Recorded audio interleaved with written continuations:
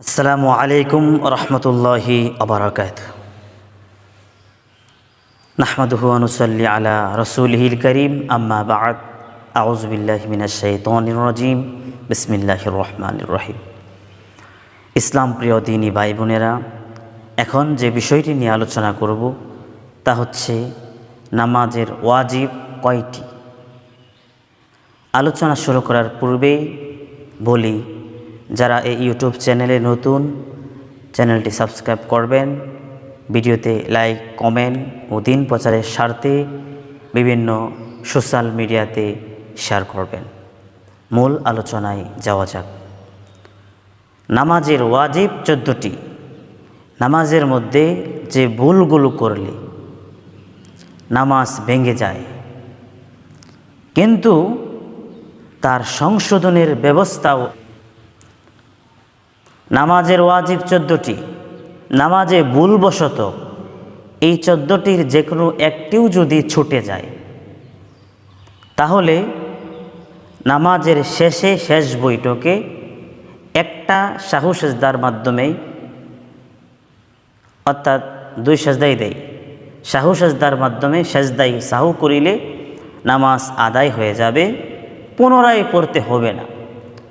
তবে যদি ইচ্ছাকৃত নামাজের কোনো ওয়াজিব তরফ করে, তাহলে সেই ব্যক্তির নামাজ পুনরায় পড়তে হবে, নতুন করে নামাজ পড়তে হবে।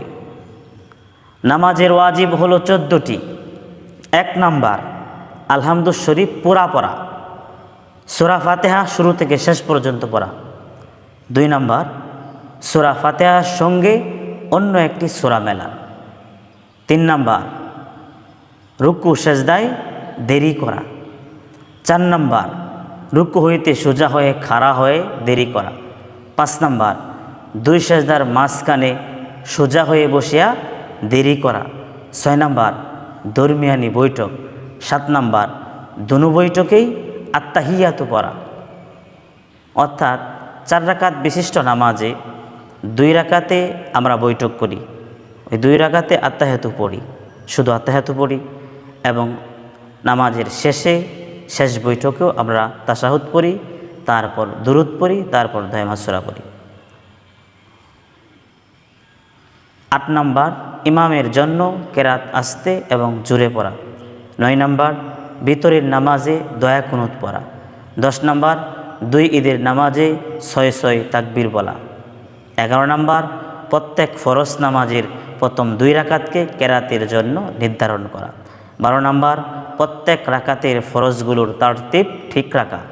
13 নাম্বার, প্রত্যেক রাকাতের ওয়াজিবগুলির তারতিব ঠিক রাখা। 14 নাম্বার, আসসালামু আলাইকুম বলিয়া নামাজ শেষ করা। অর্থাৎ নামাজের শেষে আসসালামু আলাইকুম রহমতুল্লাহ, আসসালামু আলাইকুম রহমতুল্লাহ বলে নামাজ শেষ করা। সম্মানিত দর্শক, যদি ভিডিওটি ভালো লাগে তাহলে ভিডিওটি শেয়ার করে দেন।